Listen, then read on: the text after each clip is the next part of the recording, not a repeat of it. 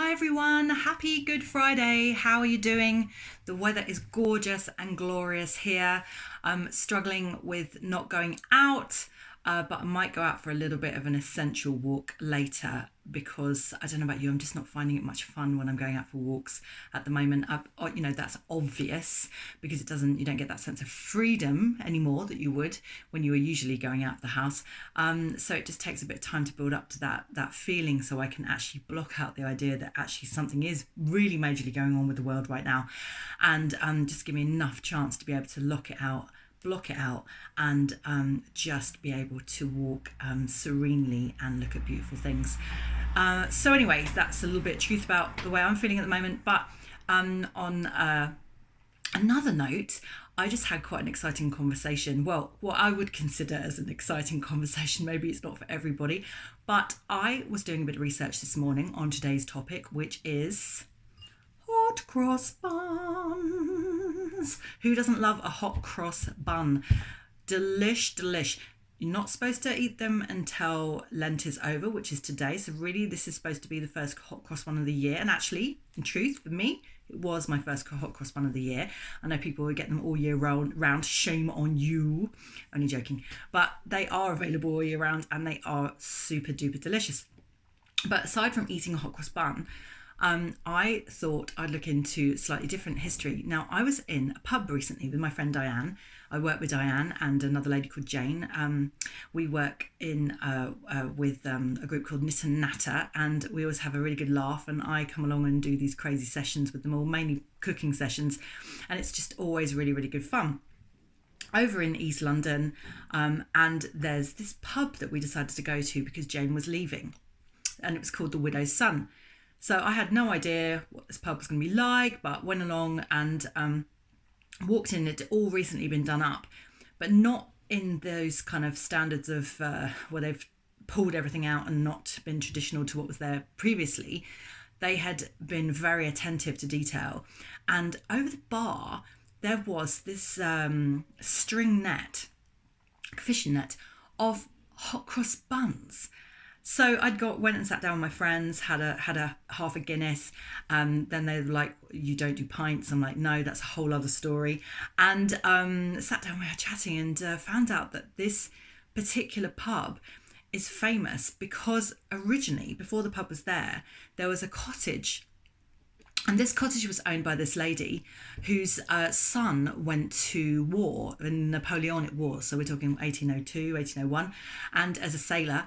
And he had written to his mum from the Napoleonic Wars and said, Mum, I'm going to be back at Easter time.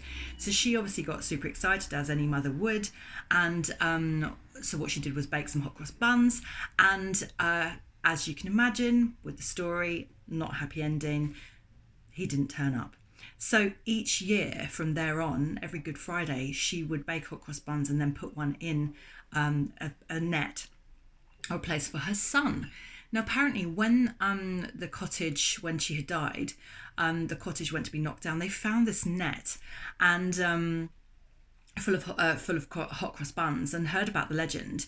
And then a pub was built on the site, and it's called now the Widow's Son. At the time, it was called the Bun House.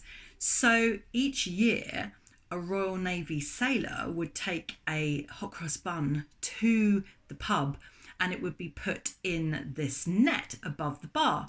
Now, what's really interesting also is that this pub once burnt down, and even now, these hot cross buns over the bar, there's actually burnt ones too from that burning.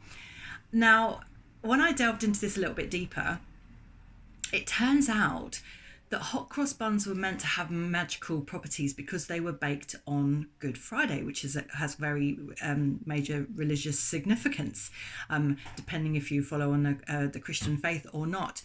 And if you keep hot cross bun, a well-baked one, and you keep it and it dries, you can grate it, and according to sources, it's good for the digestive system. Whether that's believable or not, I have no idea, but this is what I've read.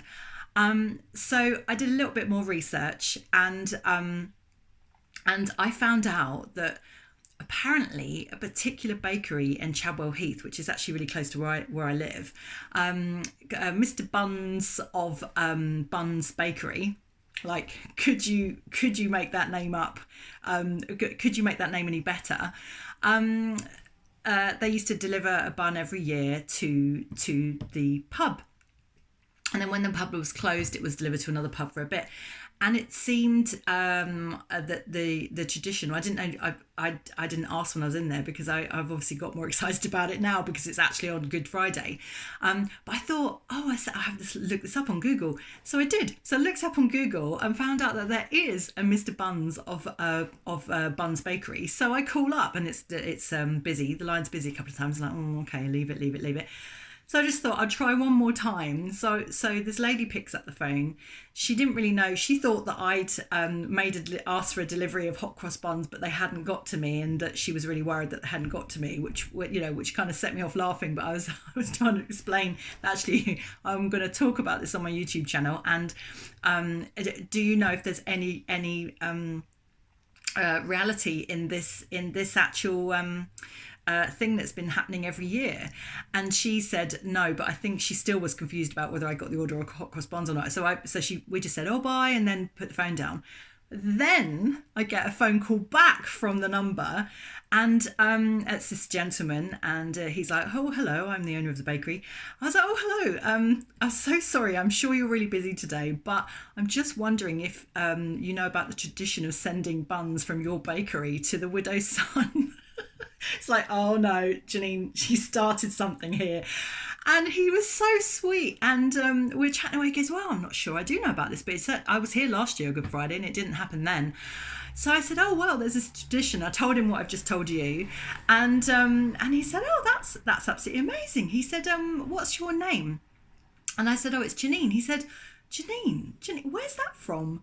And it wasn't, he was just being really lovely. And I said, oh, it's it's French. And he said, well, there's actually an ancient Israeli town called Janine. I said, oh yeah, I do get that said to me quite a lot, and I know about that.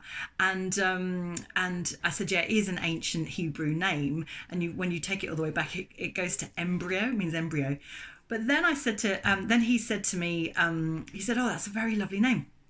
And I said, so what's your name? And he said, Zion. And I just went quiet for a second. All these things were going through my head.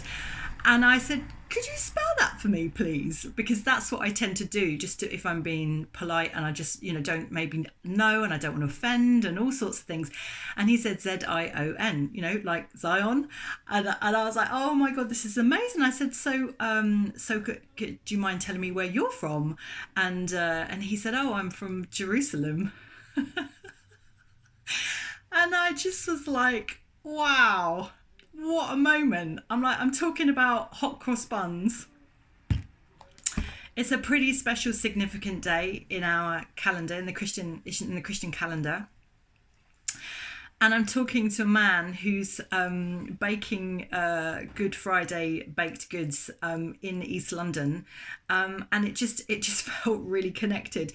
And he actually said to me, it's so funny. He said to me, he goes, well, I'm actually really interested in doing this tradition every year from now on. So I said, well, I'll put you in touch with my friend Di, because she's a real local at the pub at the Widow's Son, and I'm sure that she'll make sure that tradition gets upheld with you, and I'm sure you guys would love a conversation.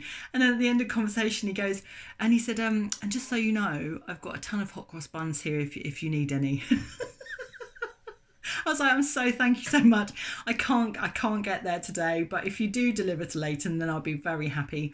So that was just a real moment, and that's a little insight into actually some things that happen to me when I get into my prying, investigative, connected mode, and all down to a very simple but very delicious, toasted with butter, hot cross bun. And you're actually meant to share it with your friends. You're actually meant to break it in half and then keep one half for you and one half for your friend as well. It's very much a sharing thing.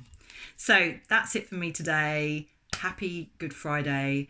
I hope that you have a lovely day, and speak to you soon.